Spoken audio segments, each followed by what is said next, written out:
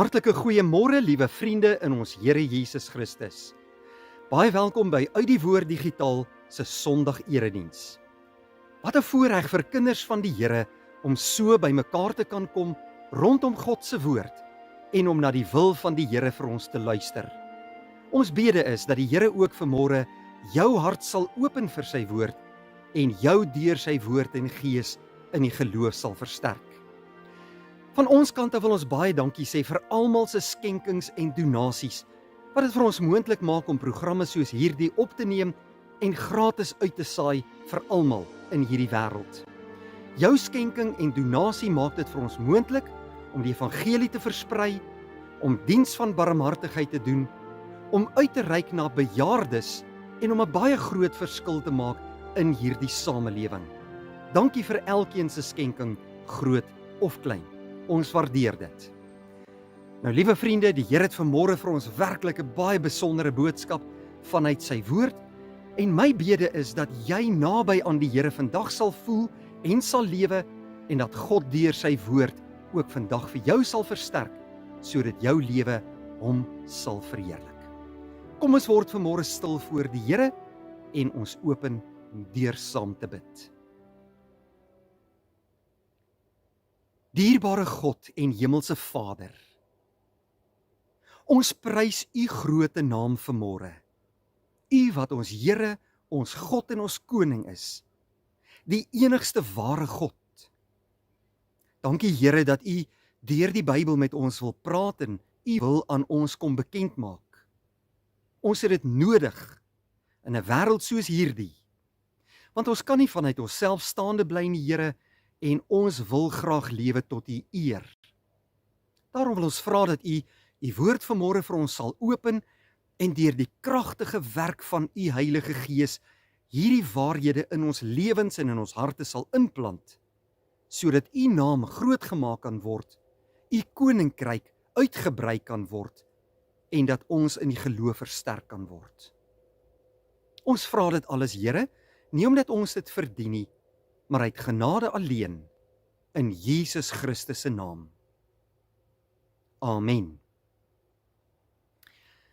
Vriende, ons gaan vanmôre uit die woord van die Here saam lees van 'n baie bekende persoon in die Ou Testament, daar in die boek Genesis hoofstuk 16, daar lees ons van iemand met die naam van Hagar. Nou Hagar se lewe was nie baie maklik gewees nie.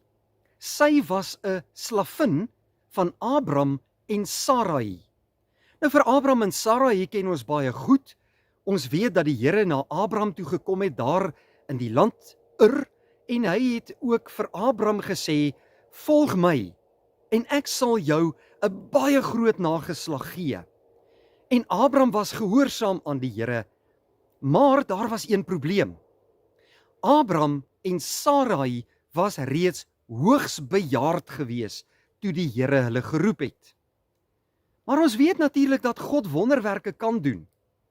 Die Here is 'n God wat sy beloftes aan ons altyd nakom. Ja, wanneer hy iets vir jou lewe beplan het, dan sal hy dit tot uitvoering bring, al lyk dit vir jou hoe onmoontlik.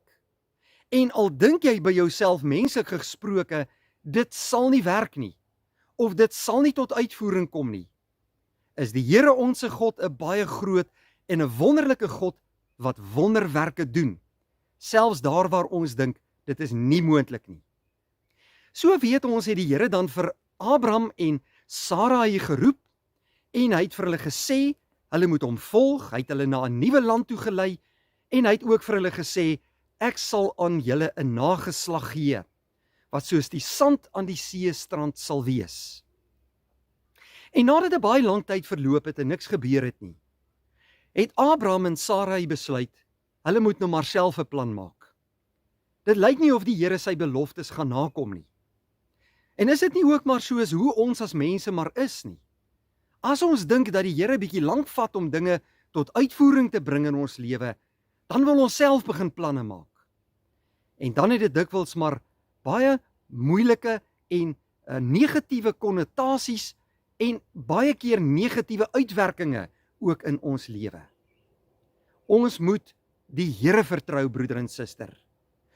Maar Abraham en Sara het gedink, hulle wil hulle eie planne maak. Sara kom na Abraham toe en sê, neem my slavin, Hagar, as jou vrou. Gaan slaap by haar en verwek so vir jou 'n nageslag. En dit het hulle dan ook gedoen. En die oomblik toe Hagar swanger begin word, toe was Sara hier nou baie kwaad. Sy gaan na Abraham toe en sê, hierdie slavin van my, verbeel haar nou, sy is iets wat sy nie is nie. Sy verhef haarself bo my. Jy moet nou 'n plan met haar maak. Maar Abraham sê vir Sarai, sy is jou slavin, behandel haar soos wat jy goed dink. En ons lees dan ook in Genesis 16, dat Sarai toe vir Hagar baie sleg behandel het. Dat Hagar besluit het om uiteindelik te vlug. Sy het besluit, sy gaan nie verder met hierdie slegte houding van haar eienaar Sarai, gaan sy nie verder dit in haar lewe toelaat nie. En so vlug sy dan ook. Nou gaan ons saam lees, broeder en suster, oor wat gebeur in 'n mens se lewe, wanneer dinge onderste bo is, wanneer dinge deurmekaar is, wanneer dinge nie uitwerk soos wat jy dit beplan het nie. Want ek glo, dit was Hagar se hele gedagtegang ook in hierdie tydstip van haar lewe. Sy het nie gevra om in hierdie moeilike omstandighede te wees nie. En nou skielik moet sy vlug, want dit was nie meer vir haar lekker in die huishouding van Abraham en Sarai nie, omdat sy so sleg behandel word. Miskien is daar vandag ook in jou lewe omstandighede wat baie sleg is. Miskien is daar siekte. Jou lewe is onderste bo gekeer deur familie, of deur 'n huwelik wat op die rotse is, of dinge wat by die werk nie baie lekker uitwerk nie. Ek en jy worstel baie keer in ons lewe met dinge wat glad nie lekker is nie, en wat die lewe baie onaangenaam maak. En nou is die vraag, wat doen ons daaromtrent? Wat moet ons doen? En wat verwag die Here van ons? Kom ons gaan lees, wat het Hagar gedoen nadat sy weggevlug het daar van Abraham en Sarai af, en ons lees Genesis 16 vanaf vers 7.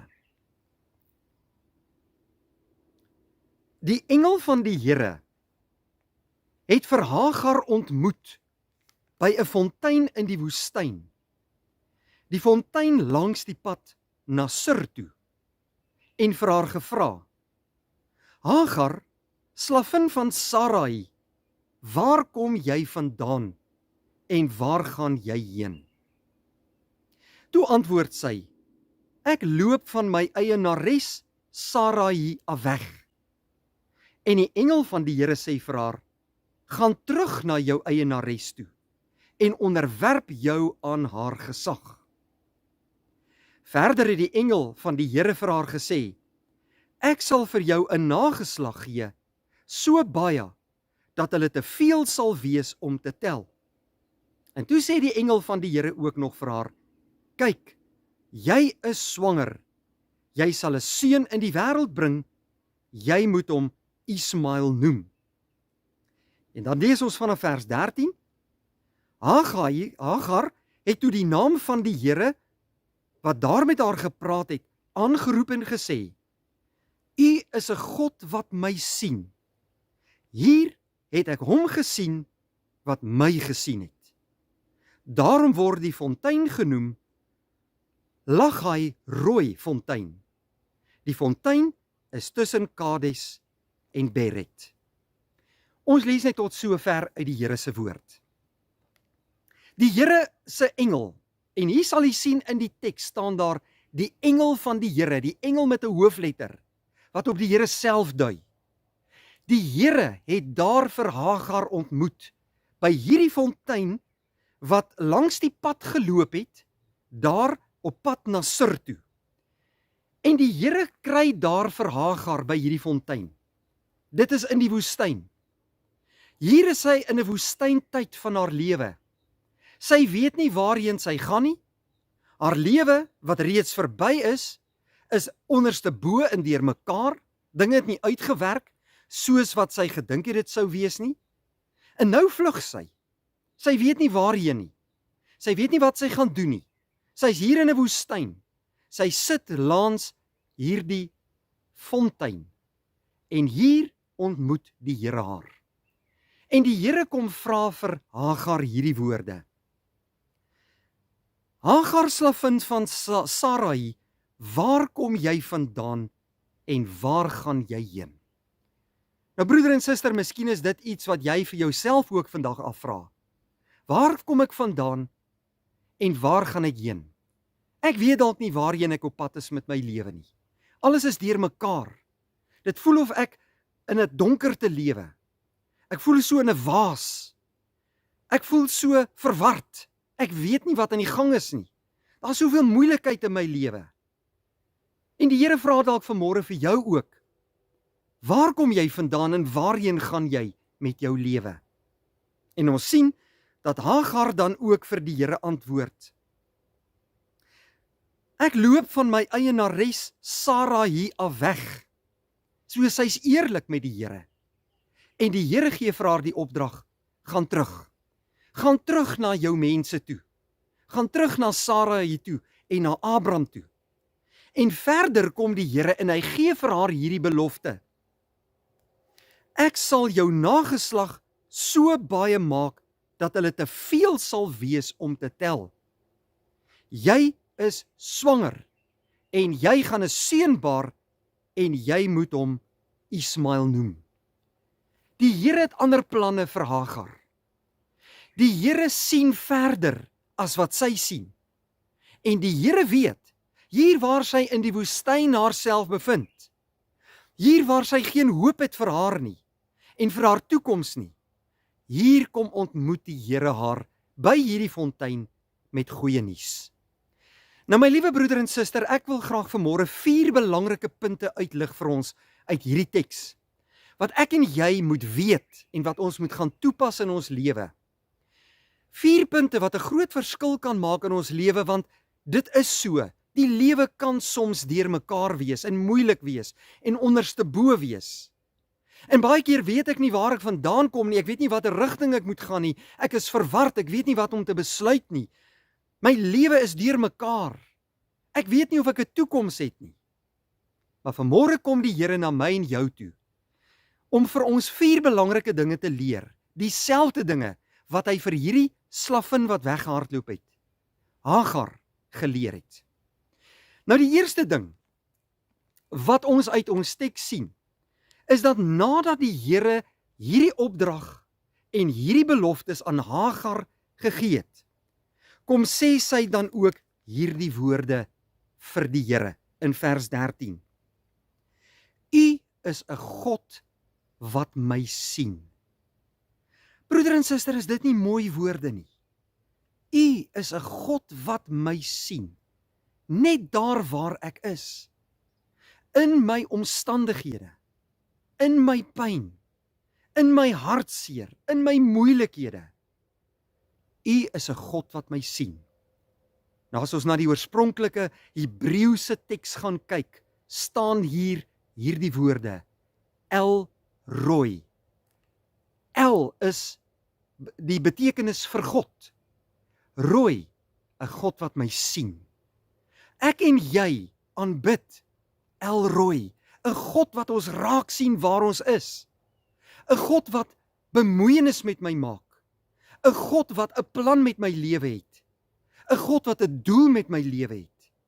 El Roi, 'n God wat my raak sien. Hy kyk in my hart in. Hy sien my bekommernisse. Hy weet waardeur ek gaan. En ek en jy moet weet dat ons 'n God aanbid wat ons raak sien. En Hagar sê hier vir die Here langs die fontein, U is 'n God wat my sien. Hier het ek hom gesien wat my gesien het.